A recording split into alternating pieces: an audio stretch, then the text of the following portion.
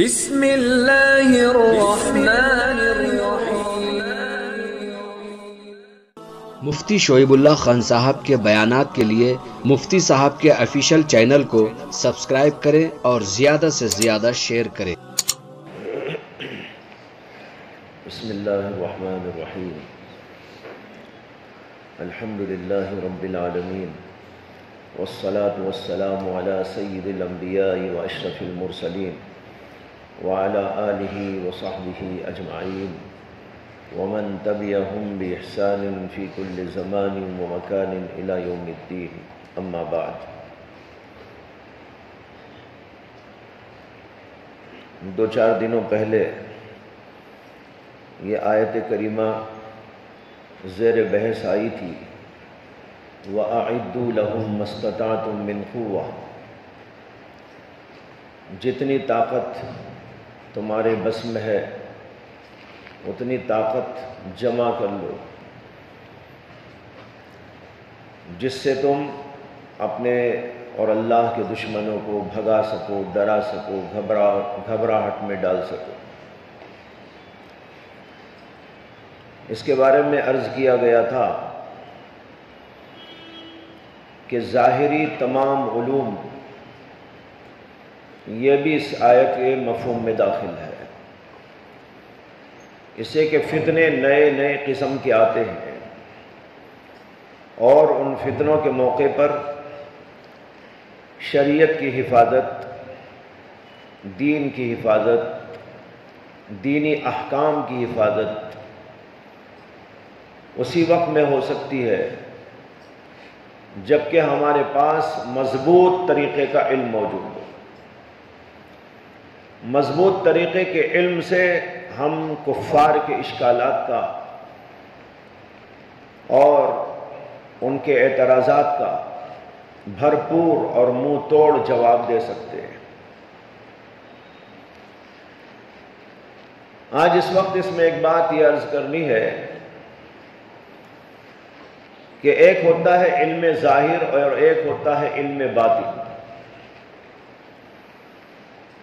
ظاہری علم وہ ہے جو عام طور پر مدارس میں پڑھایا جاتا ہے، لیکن ایک علم وہ ہے جس کا تعلق باطن سے ہے، وہ علم بھی اس کے اندر داخل ہے۔ اس لیے کہ اگر وہ علم اس میں نہ ہو تب بھی کام نہیں چلتا۔ ظاہری علم کے ساتھ باطنی علم سے بھی اپنے آپ کو آراستہ پیراستہ کرنا ضروری ہے۔ اس باطنی علم کے ذریعے سے ظاہری علم میں قوت آتی ہے، برکت آتی ہے، اللہ سے تعلق پیدا ہوتا ہے اور اللہ کی رحمتوں کو متوجہ کرنے کے لیے ہمارے پاس وہ اسباب موجود ہوتے ہیں۔ اگر یہ علم نہ ہوا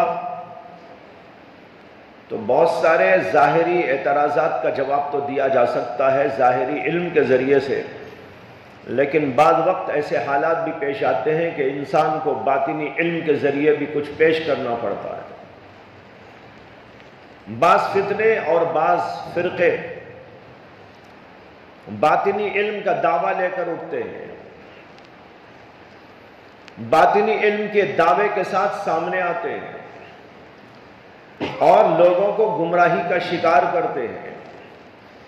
باطل صوفیاء، جھوٹے صوفیاء، مکار صوفیاء، اسی طریقے پر یہ مجاورین کی قوم جو مزارات اولیاء پر بیٹھی ہوئی ہے، عجیب عجیب قسم کی باتیں باطنی دعوے کے ساتھ میں لوگوں کے سامنے کر لوگوں کو بہکاتے ہیں۔ لوگ کہتے ہیں یہ لوگ، ایک ہوتی ہے شریعت، ایک ہوتی ہے طریقت، ایک ہوتی ہے حقیقت، ایک ہوتی ہے معرفت۔ اب لوگ بہک جاتے ہیں اور یہ لوگ یہ پٹی پڑھاتے ہیں کہ علماء ظاہری علم جانتے ہیں، یہ شریعت کا علم جانتے ہیں، معرفت نہیں جانتے، طریقت کو نہیں جانتے، حقیقت کو نہیں جانتے،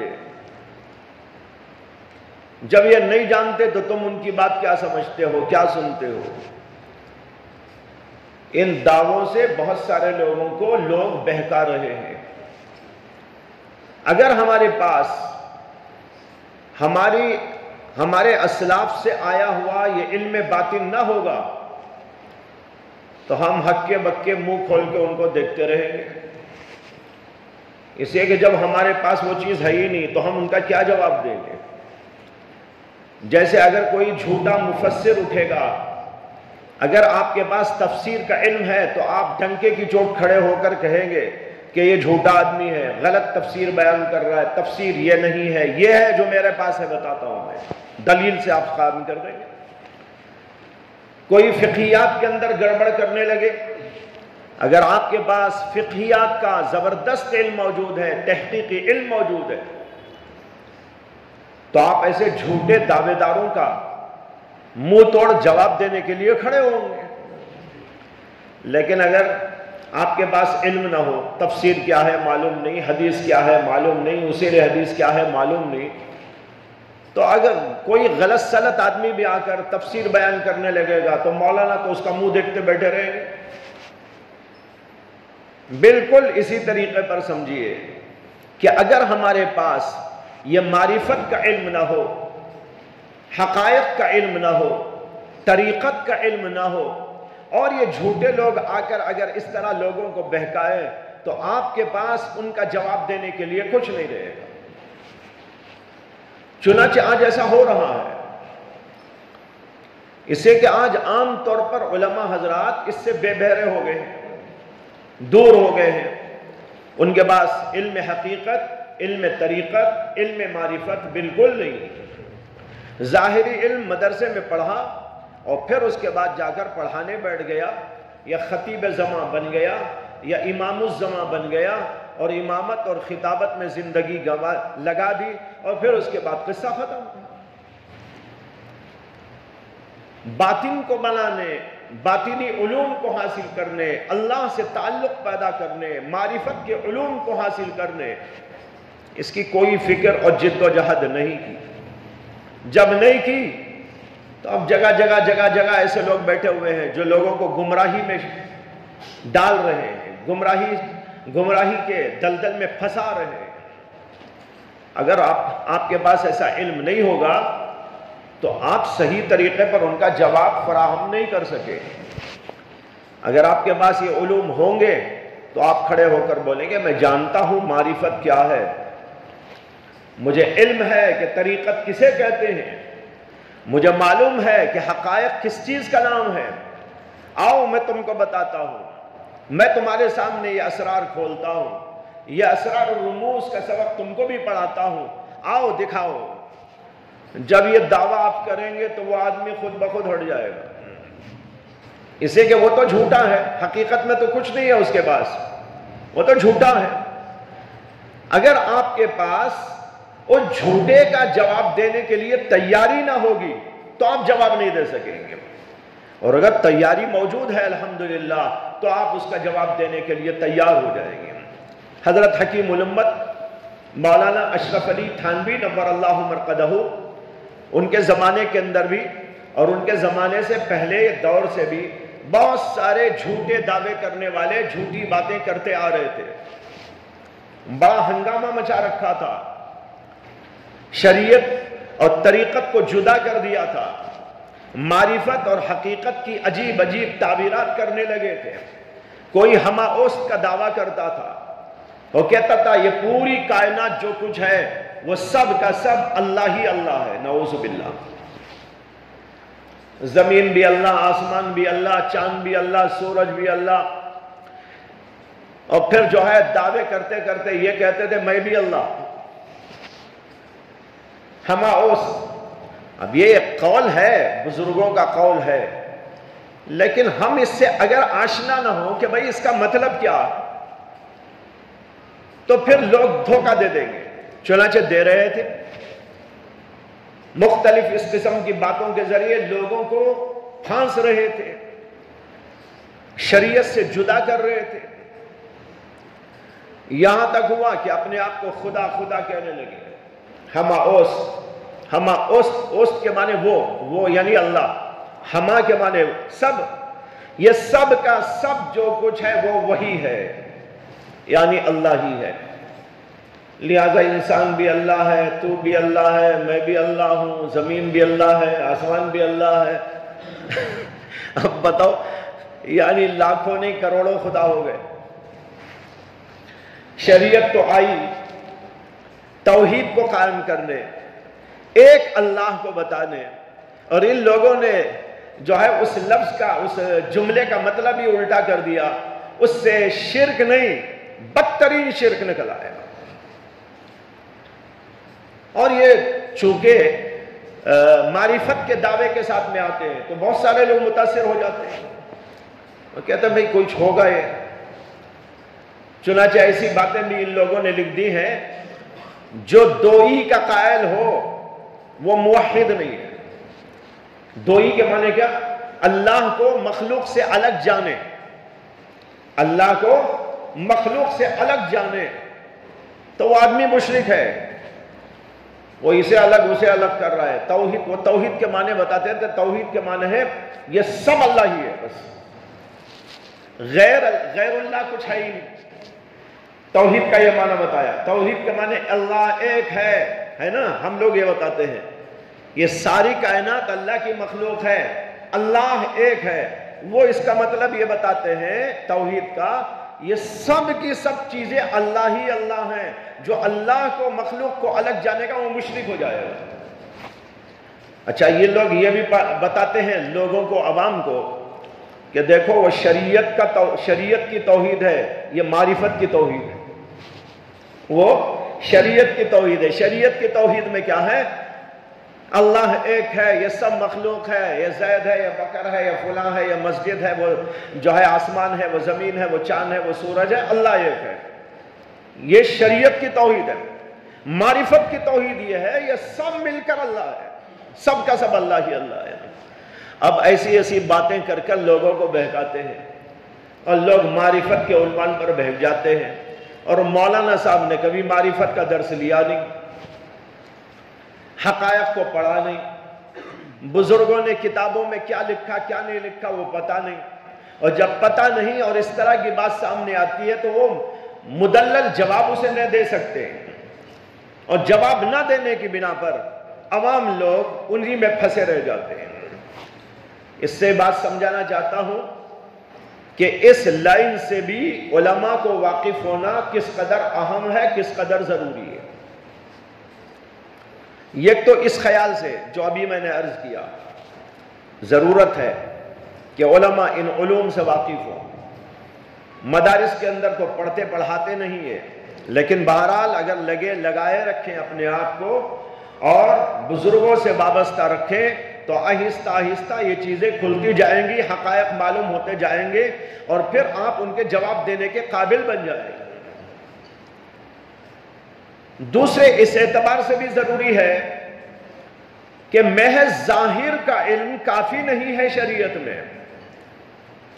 یہ تو میں نے اس لحاظ سے کہا کہ ہم کو جواب دینے کی نوبت آئے تو ہمارے پاس اس کی تیاری ہونی چاہیے، اور دوسرے اس لحاظ سے بھی ضروری ہے کہ خود ہمیں اپنے لیے بھی ضروری ہے ہمارا دل ان علوم سے آراستہ پیراستہ ہو، ان حقائق سے آراستہ پیراستہ ہو جو شریعت نے علوم باطن کے طور پر بیان کیے، قرآن کے اندر موجود ہے، حدیث کے اندر موجود ہے۔